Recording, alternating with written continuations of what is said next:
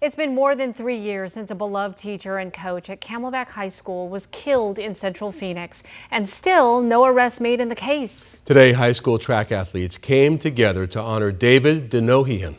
They had a tournament in his name. 12 News journalist William Pitts was there. The David Denogean Throwers Classic, for the last 3 years, honoring a coach who should be coaching here, not having it named after his memory. All right, I am going to write down. David Denogean was Tori Anderson's second in command. He was really good at numbers, really good at connecting to the kids, especially the kids who needed somebody to connect with them. Because shot put, discus, javelin, they're not the first thing you think of when you think of track.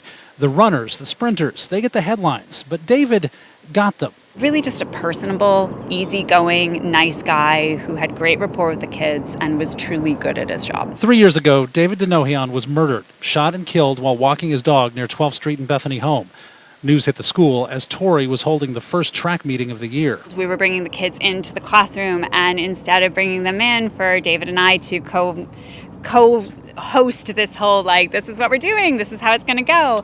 It was me with our principal there as my emergency backup explaining what had happened. All the throwers seem to have a friendship, a fellowship amongst each other. And it's hard to explain.